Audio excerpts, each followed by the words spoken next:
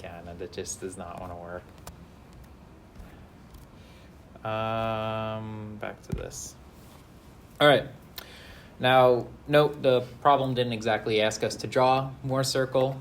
So if you drew it out, kind of wasted your time. Just asked you for the principal stresses. These equations just come from the circle itself. So that's kind of like a speed process, just to kind of speed run through it. On an exam, I could ask you guys to draw a Mohr circle or just ask you guys compute the principal stresses. Yeah. All right. And then what about the angle? How do we calculate the angle?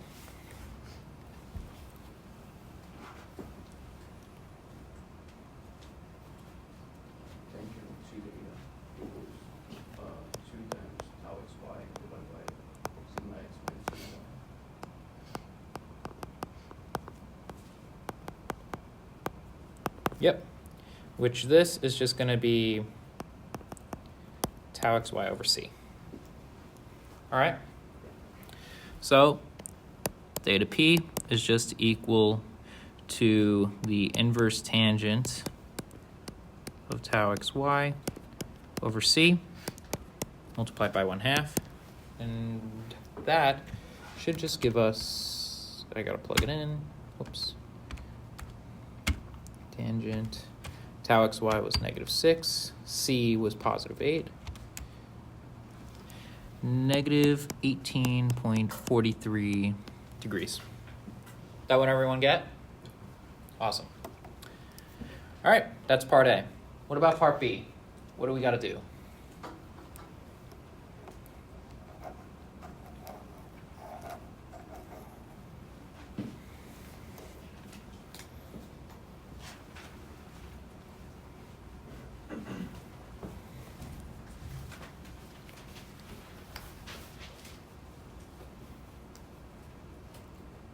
I assume nobody got up to part B yet, right?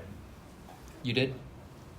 No, but do we use the equations, the stress is equal to given stress times the cosine squared of the angle to find?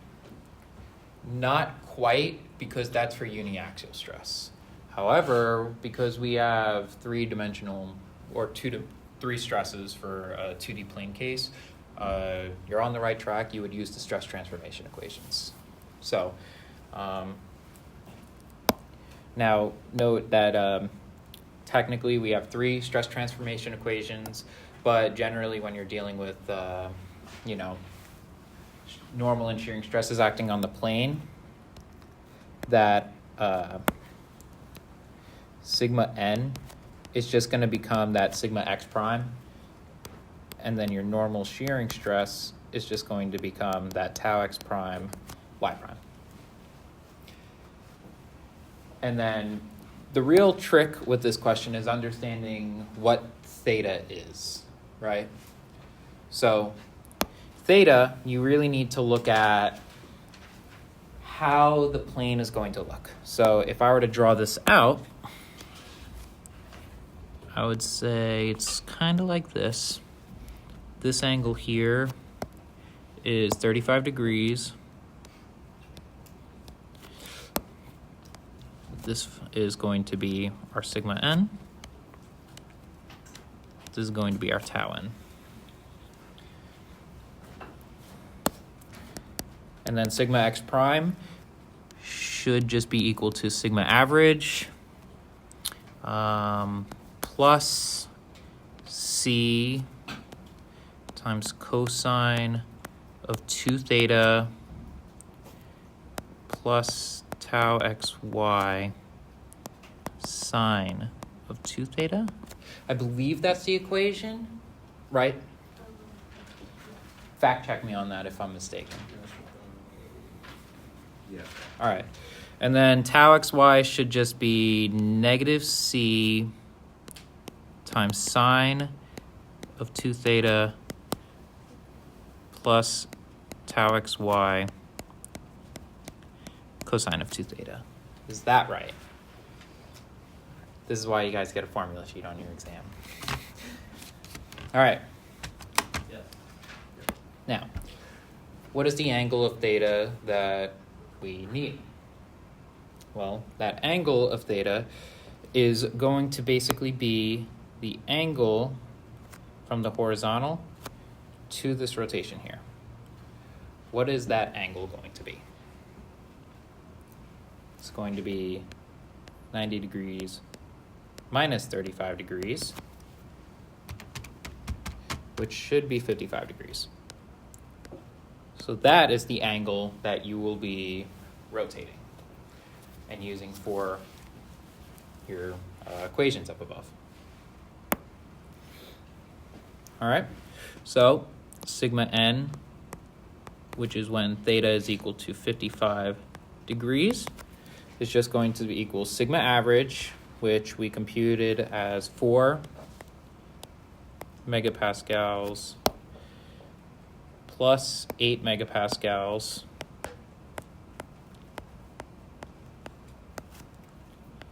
cosine of 2 times 55 degrees plus tau xy, which is negative 6 megapascals sine of 2 times 55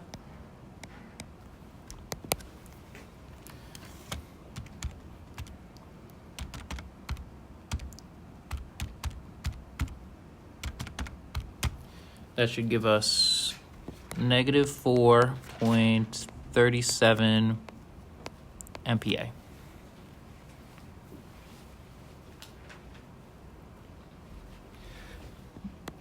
And then you just plug and chug the same thing for tau n. It's going to be negative 8 sine of 110 plus negative 6 cosine of 110.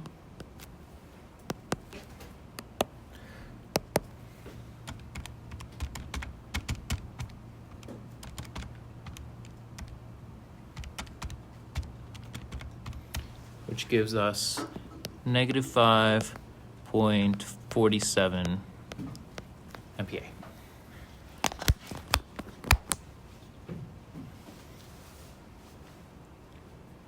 Make sense to everyone, hopefully? Can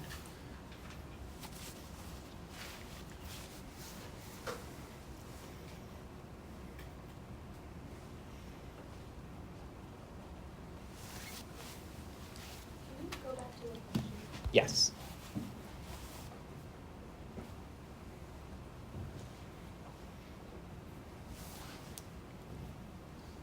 Yeah. So when it says using more circle, we don't have to draw the actual circle and like solve the geometry. You can. Like, I mean, you can do whatever works best for you. Most times I'll generally specify, like, draw the Moore circle explicitly. Okay. Otherwise, I'll generally state problems like using principles of Moore circle. Okay. That way it's not necessarily like, oh, you have to use it. Right. Yep. Yes. Can you explain why you did not have to find sigma and y prime? The reason being, I believe it has to do with the symmetry of the problem. It's the way that the plane works, because the plane gets oriented in such a way where sigma y prime just kind of becomes an ambiguous number. I've never really understood why. So we did a problem one class where the square that we were given was actually on an angle and not like there was a plane drawn through the square. Mhm. Would that, in That- that case, you would have to find sigma y prime? Yes. Okay. Yeah, so sigma y prime, I believe that doesn't go towards anything relating to the planes. It's just the sigma x prime and the tau x prime y prime that's directly associated with the planes. Yeah. In that same case, if the whole square is rotated, do you have to do 90 minus the angle, or you just use that angle? It depends on the orientation. Generally, the angle is with respect to the positive x axis. So then, depending on how you rotate it, it depends on what the angle is. Now, when you're cutting into the plane here, generally the angle is with respect, for example, like with a case of uniaxial loading.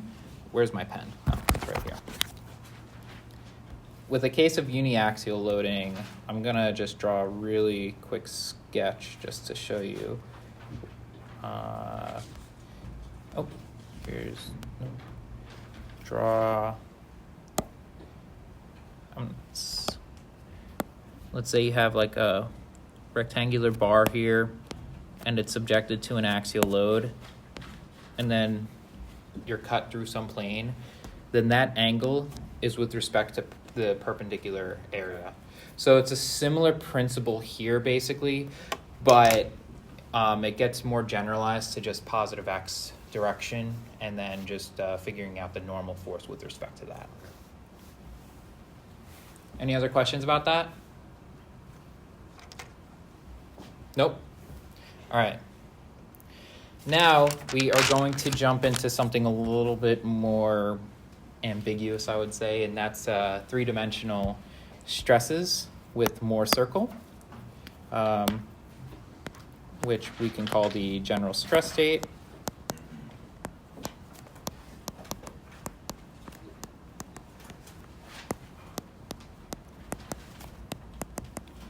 Where instead of us having some 2D planar figure, we could have a three-dimensional stress model that could basically be subjected to a variety of different stresses. All right, so I'll give you guys a minute just to sketch that. But basically, you can see what we'll have is a sigma x, a sigma y, and a sigma z, a tau xy, a tau xz, and a tau yz. And then these will also technically equal tau yx, tau zx, and tau zy. They have to be in equilibrium. All right? So, knowing this, with a lot of the equations that we will be solving with, you can't necessarily just use straight up Mohr circle and solve for different things. There's a different procedure, which is going to be more generalized. The steps that I'm going to walk through can be used for the 2D stress states that we have been previously solving for, but it's going to take you longer. So, what we first need to start out with is basically finding some way to organize our stresses. The way we do that is with matrices. All right, so what we have is a stress matrix, which hopefully everyone's familiar with matrices, right?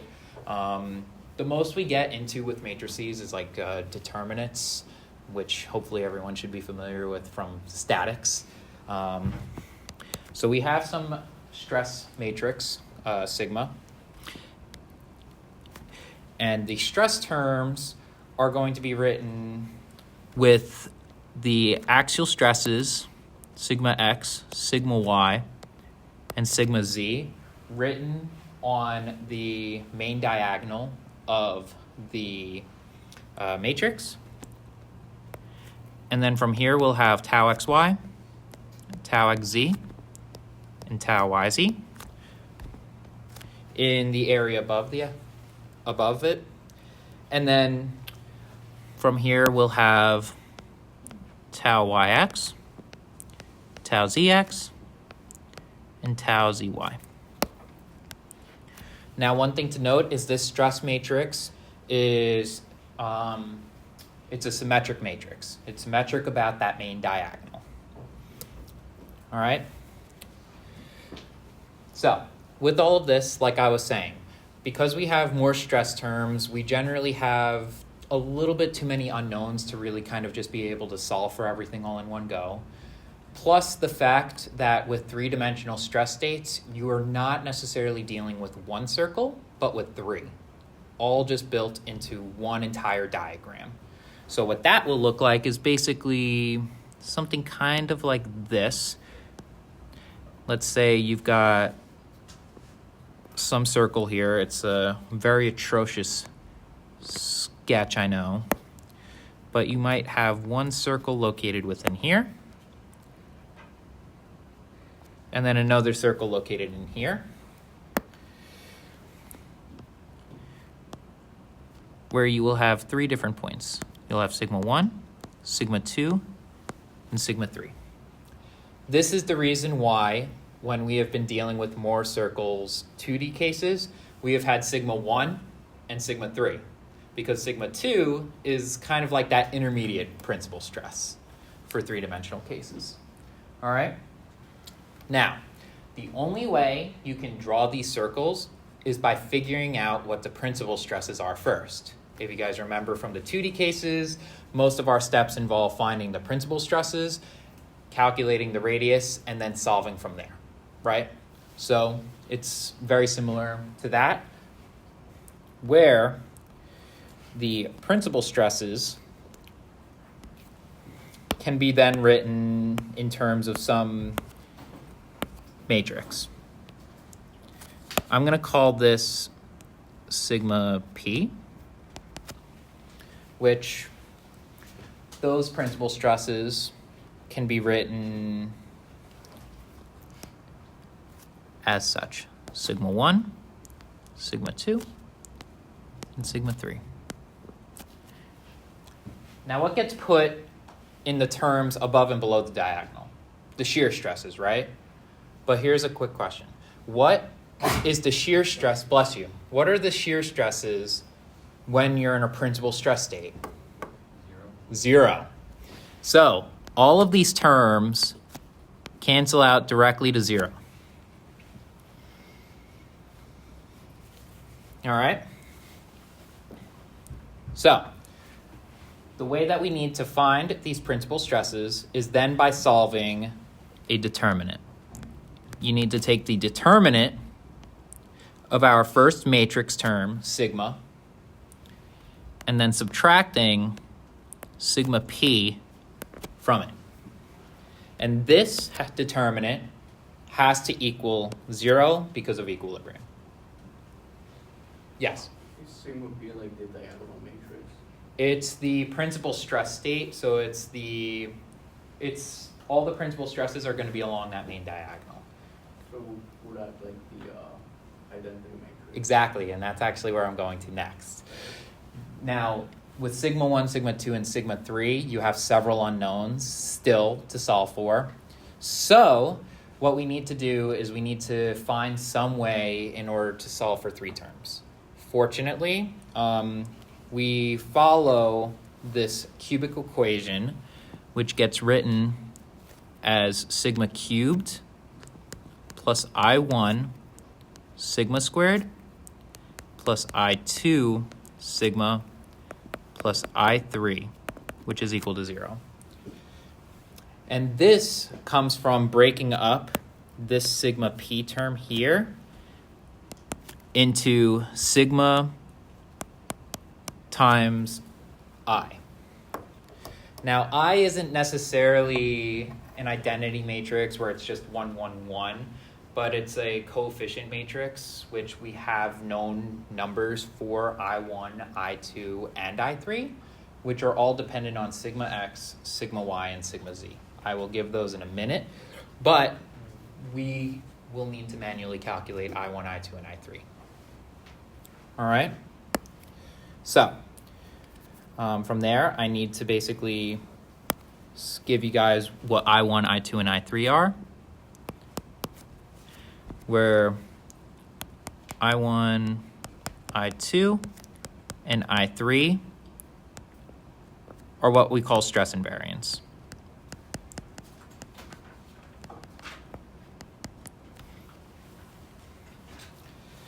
All right.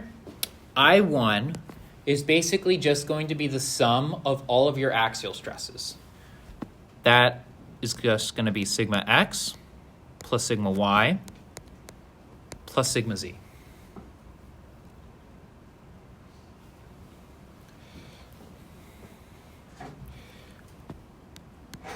I2 is basically equal to sigma x times sigma y plus sigma y times sigma z plus sigma z times sigma x minus tau xy squared minus tau yz squared minus tau xz squared.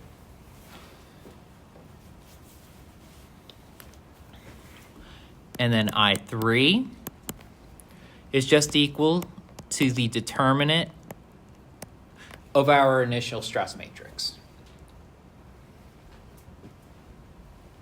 Which, if you guys need me to write it out for you, I'm going to need another slide. Cut that, cut that. Where I3 is equal to the determinant of our stress matrix, which is going to equal sigma x, sigma y, sigma z, plus 2 tau xy, tau yz, tau xz, minus sigma x, tau yz squared, minus sigma y, tau xz squared, minus sigma z, tau xy squared. I know it's a lot of writing, just bear with me. Does anyone need me to go back to the previous slide? Yeah? All right. I'll give you guys a minute to write it down. Yeah, this is going to be important because this isn't exactly covered in the beer textbook. Because the stress state for three-dimensional stresses kind of gets a little oversimplified, so I just want to give you guys the general grander picture. This would generally be covered in like a senior level mechanics course, so you guys should hopefully be ahead of the game when you transfer. Is this still chapter 7? Or? Yeah, it's still related to chapter 7. It's just three-dimensional stresses. You guys will probably see the three-dimensional stresses like with just a sigma z, but you wouldn't necessarily have the tau xz, tau yz terms. So I just figured I'll just give you guys those as well and just give you guys a general way of solving all of these problems, just because then it just makes your lives easier and, you know, just simplifies things a bit. All right. So from here, we now have I1, I2, and I3. So we can calculate all of those. That's great. All right. Now, from here, we can really solve it in kind of two different ways. One way is just by kind of brute forcing it. So we need to solve for I1, not I1, but sigma 1, sigma 2, and sigma 3, where you can use the terms. Let me just collect myself really quick.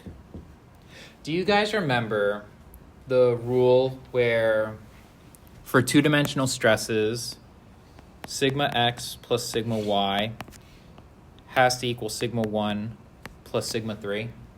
Right? So for I1, sigma x plus sigma y plus sigma z has to equal sigma 1 plus sigma 2 plus sigma 3.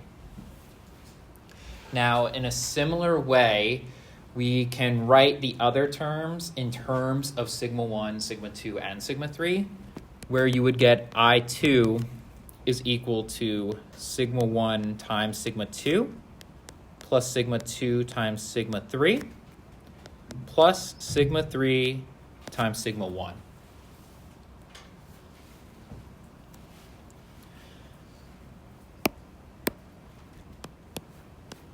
And then lastly, I3 would just be the determinant of our stress matrix sigma p, which, since it's just the main diagonal, is just sigma 1 times sigma 2 times sigma 3. Make sense?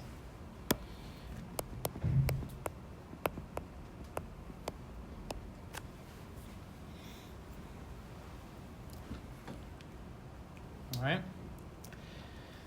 And then from here, since we would know I1, I2, and I3, it would require you to solve for sigma 1, sigma 2, and sigma 3 using 3 equations and 3 unknowns.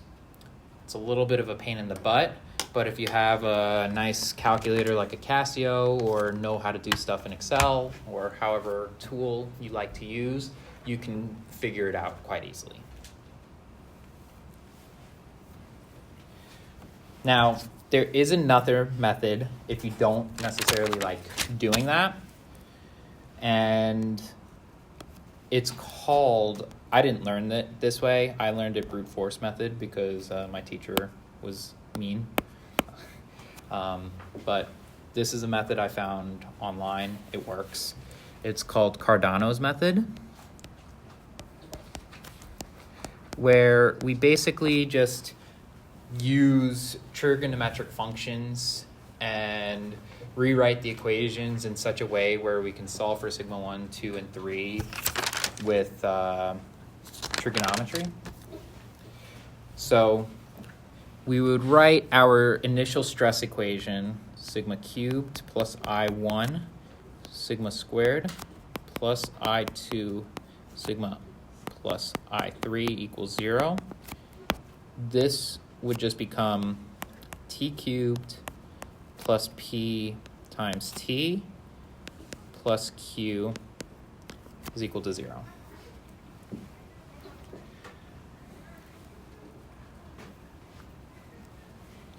And from here, t is just going to equal sigma minus I1 over 3. P is equal to I1 squared minus 3I2 over 3. And then Q is equal to 2I1 minus 9I1I2 plus 27I3 all divided by 27. 9 I 1 I 2. Sorry. Yes, sorry. My atrocious handwriting. Oh, okay.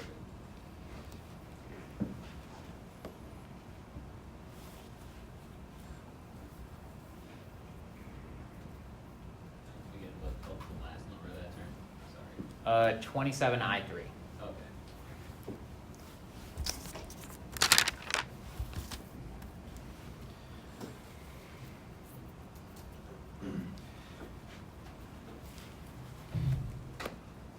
From here, we would calculate what's called a discriminant.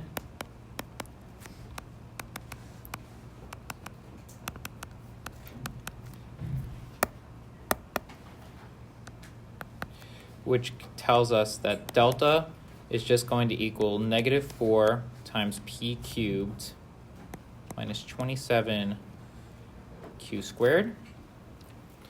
And as long as delta is greater than 0, you'll have 3 real roots, which is what we want because the stresses have to be real.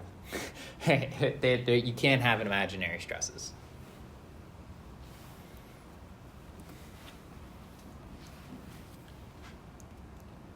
I'll go back to the previous slide really quickly.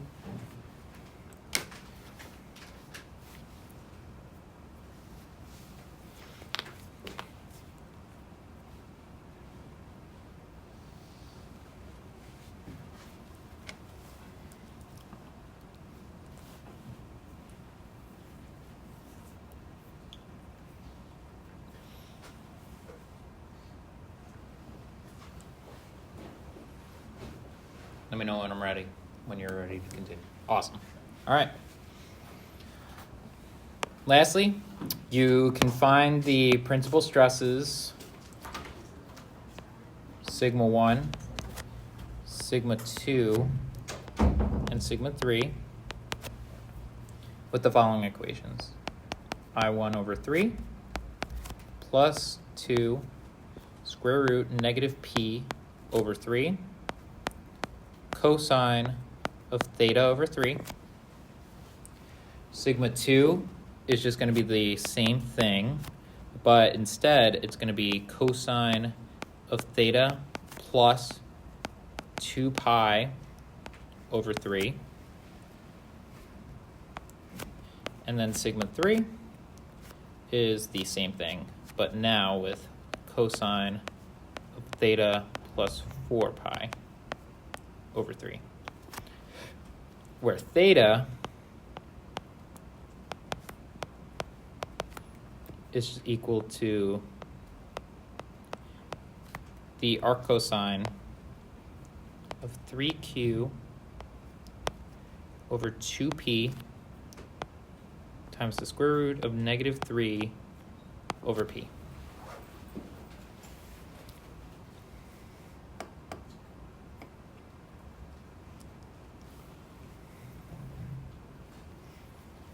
Is that a 3 or a 2 the P? It's a 3, sorry.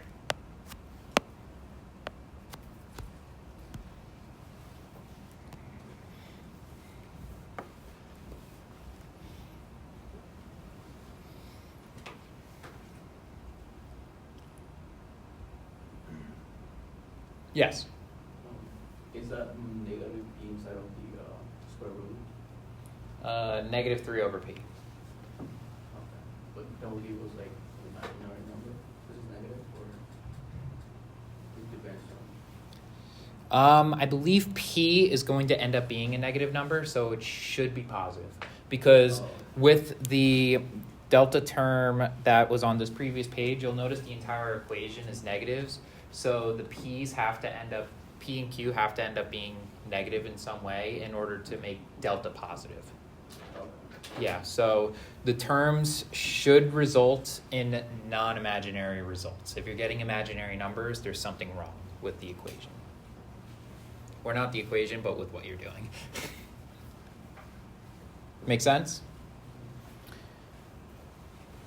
All right.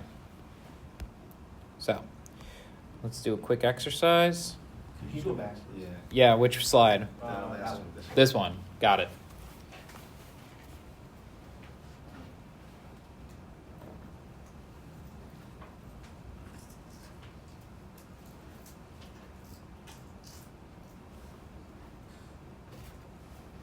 What is that? 3 what? Over 2P? 3q over 2p.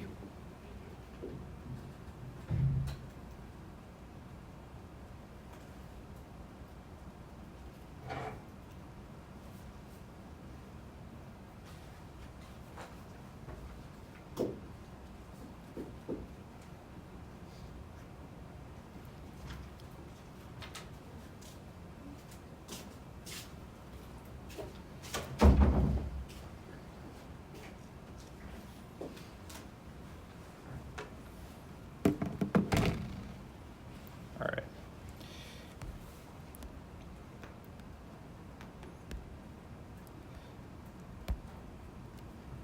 Let's see. Can I paste?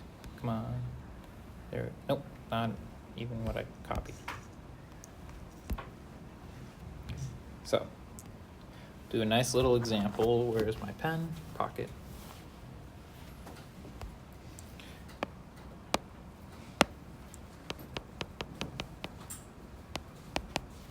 So, let's assign some stresses. Let's say that sigma x is equal to, let's see, I took a picture of an example earlier that I just threw random. We'll say sigma x is equal to 10. I don't really care about the units too much, so sigma y is going to equal 20. Sigma z is equal to 15. Tau xy, which is equal to tau yx, was equal to 30. Tau yz was equal to 0. And then tau xz was equal to 5. And what I want you guys to do is find first the invariance, and then 2, the principal stresses.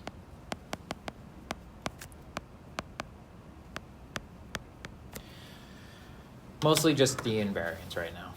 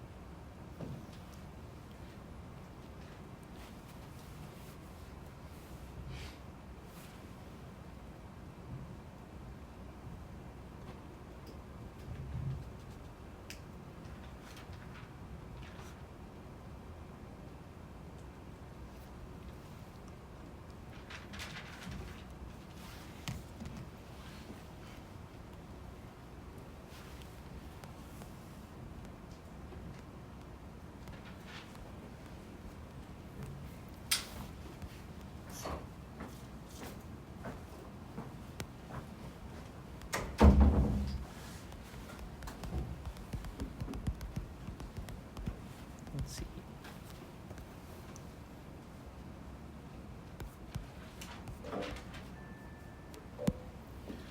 The stress is denied.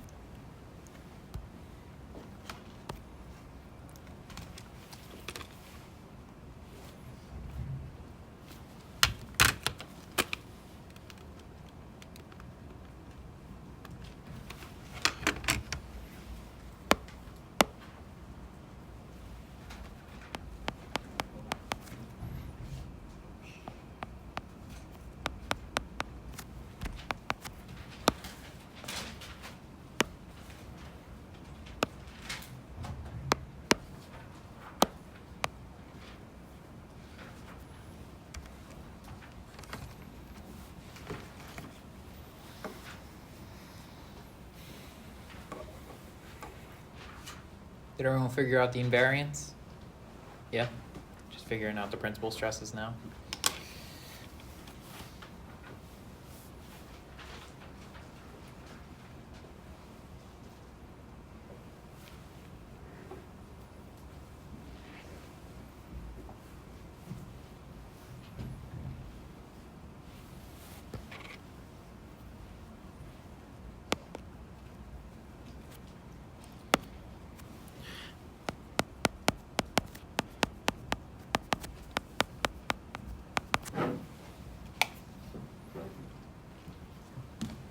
What did everyone get for the invariance?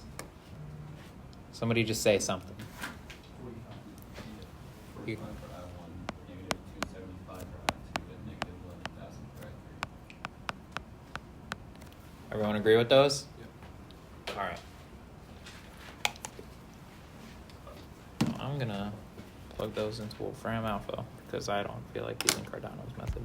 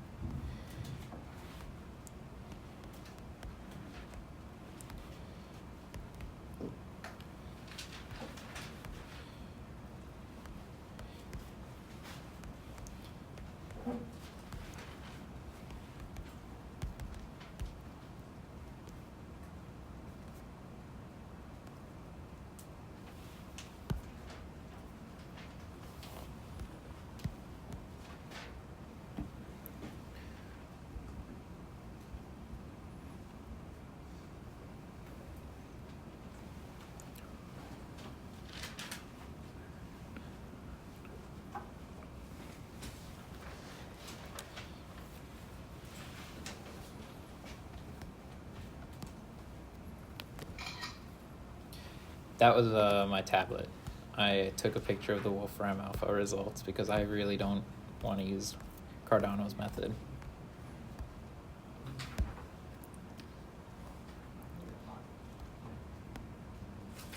Image, photos.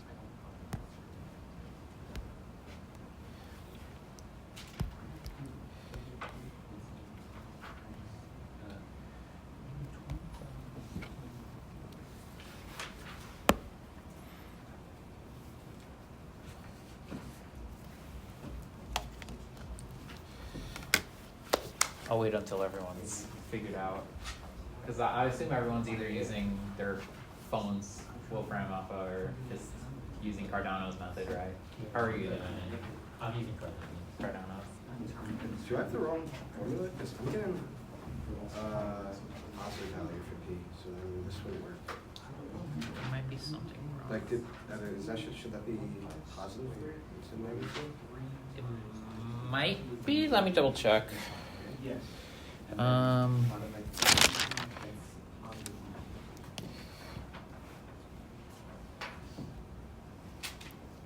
Let's see.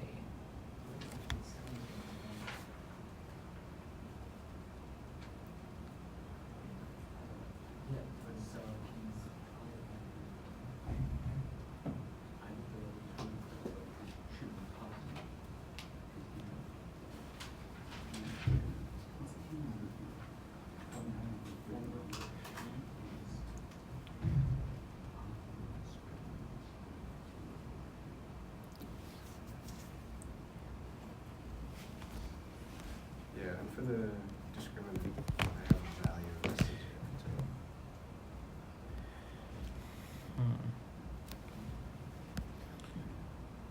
I'm wondering if then there might be an error here. I'll have to look a little bit more into Cardano's method because I didn't exactly learn it that way.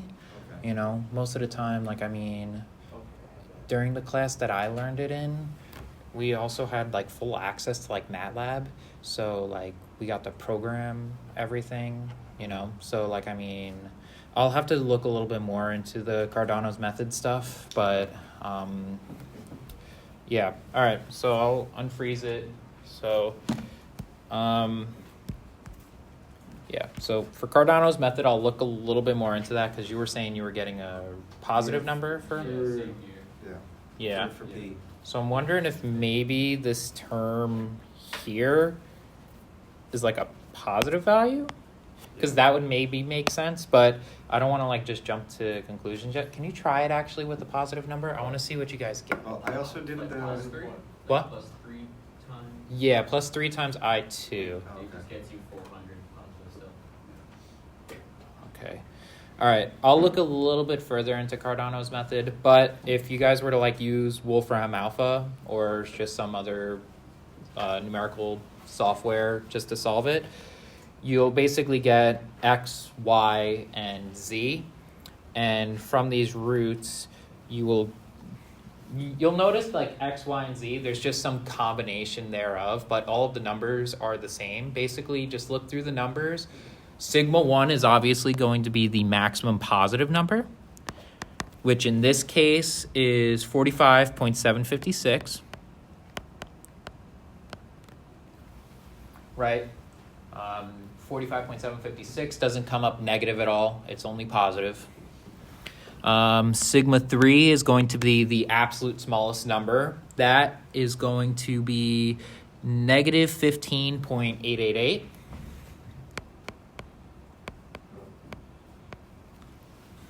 And then sigma 2 is just the last number that gets solved. So sigma 2 ends up being the positive 15.132. And now that we have those principal stresses solved, you would basically solve it as if you were solving any other problem, right, with Mohr circle.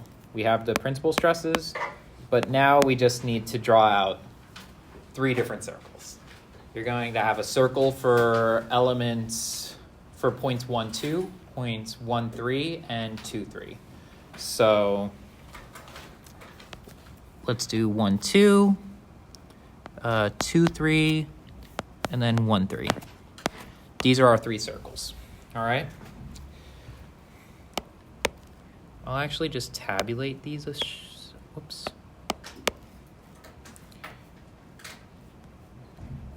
It's not grabbing. There we go. All right. Some of the important terms we need to know is sigma average. What else do we need to know? The radius of the circle, which conveniently we can calculate as basically like whatever your principal stress you're considering minus sigma average. Or we could just say, actually, here's a better way. This is going to be sigma 1 minus sigma 2 divided by 2. Or you could just, better yet, say whatever the max value minus the min value is divided by 2. So for case 1, 2, sigma 1 minus sigma 2, or sigma 1 plus sigma 2, so that's 45.756 plus 15.132 divided by 2. Our sigma average for this member was 30.444. And then for our R term, it's going to be 45.756 minus 15.132 divided by 2. That gives us a radius for this circle of 15.312. And then we do the same for the other circles. So for 2, 3, it's going to be 15.132 minus 15.888 divided by 2. This gives us around negative 0.378 is where the center is. The radius of this circle is 15.51. And then for 1, 3, which is going to be the largest circle, that's going to basically encompass the 2. So sigma 1 minus sigma 3, 45.756 minus negative 15.888, so plus 15.888 divided by 2, gives us a average of 30.822. And then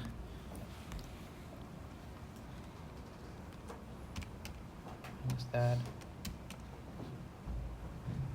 No, wait. That's incorrect, I think. Is this right? I think that's wrong. I think I just accidentally calculated Z. Let me just double check this. 45.756 plus negative 15.888 div 2. Okay, yeah. This should be 14.934, and then the other one was that 30 value.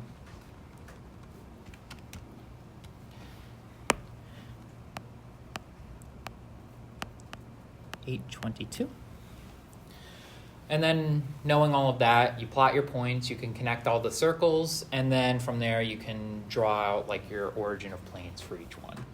I actually have a computer up which basically shows the principal stresses for the Morse circles. So you can see it's just 3 separate circles, each encompassing a particular plane. So from there, you can look at the XY plane, which that's the origin of planes for your XY coordinates. You have an origin of planes for your YZ, and then XZ, same thing. But yeah, this is kind of like the big picture overall for the ultimate stress state of the entire 3-dimensional block. So, are there any questions about this or 3-dimensional Morse circle at all, by any chance? No? All right. If you guys have any additional questions, feel free to email me. That is the end of the class. We're stopping early by probably 30 seconds?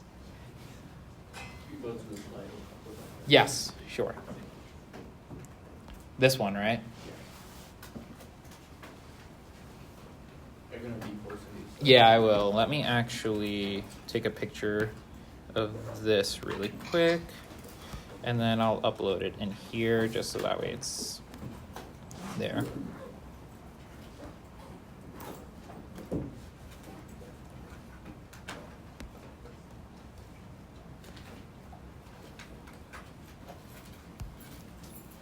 There we go.